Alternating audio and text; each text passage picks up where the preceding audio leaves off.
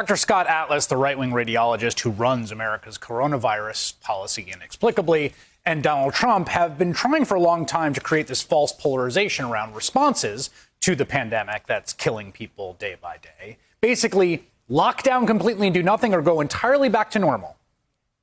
But it's never been like that, and it's never been about that. And right now, we have a perfect example to find a middle space, Thanksgiving.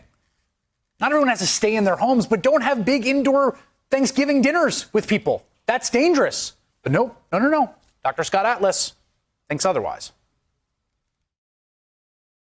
This kind of isolation is one of the unspoken tragedies of the elderly who are now being told, don't see your family at Thanksgiving. For many people, this is their final Thanksgiving, believe it or not. What are we doing here? I think we have to have a policy, which I have been advocating, which is a whole person, whole health policy. It's not about just stopping cases of COVID. We have to talk about the damage of the policy itself. What are we doing here, Scott Atlas? Good question. Someone who's working on a piece right now for the Daily Beast about how people are spending their Thanksgiving during COVID, national security reporter Erin Benko, and she joins me now. And some of your reporting, Erin, is that Atlas is actively intervening and trying to stop states from implementing policies or messaging that would stop people from traveling and getting together during Thanksgiving.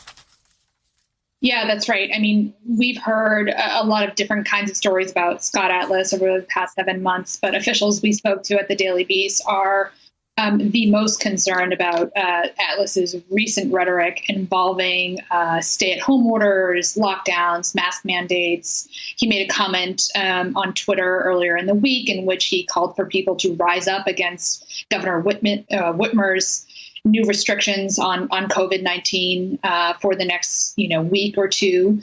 And so what officials say is that they may have been frustrated with Atlas in the past, some of the remarks he's made on TV, but they are now really concerned that the rhetoric that's out there, not only from Atlas, but other top White House officials, is dangerous, and it's putting American lives at risk. They're essentially advocating that people take back Thanksgiving, right? That they continue to gather in whatever groups they want to, that they don't wear masks. And the whole idea is that, it is a liberty. It's Americans can choose what they want to do for Thanksgiving. But now top health officials, including those working on the coronavirus task force, say he's directly threatening American lives. Yeah, I just want to make a distinction here because I think it's important. There's policy, right? There's shutting down non-essential businesses or creating curfews, right? And then there's just coherent, unified messaging using facts and moral suasion with the American people about what their behavior should or shouldn't be. And they are going out of their way to send the wrong message. Forget about the policy. They are urging people to turn Thanksgiving into a culture war and assemble as many people as possible and be inside and not wear masks so that more people get sick.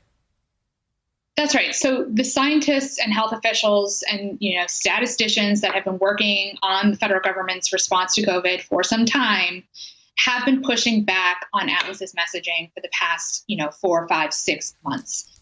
But now they feel like we're so far gone. We're to a point where large swaths of the country believe that the virus is a hoax, that wearing masks does nothing, and that there's nothing to worry about. And now with this new rhetoric from Atlas and the White House spokeswoman that, they're essentially downplaying the virus, saying there's nothing to worry about. Go forward with your plans for Thanksgiving.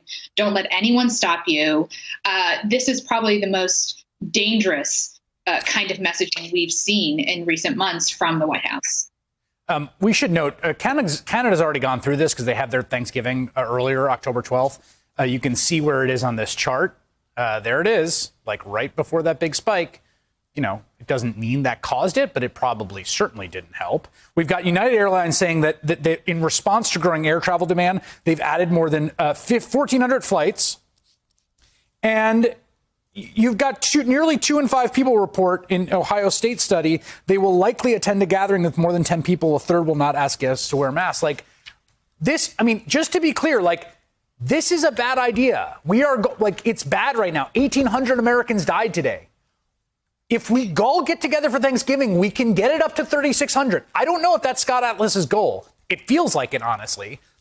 But people should not get inside in big family gatherings indoors on Thanksgiving, right? That is what the other people in the White House task force believe. Please tell me that.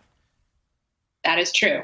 That is true. They believe large gatherings indoors without masks is a terrible idea, not only because we're going to see inevitably an uptick in cases, but we are also going to see more deaths.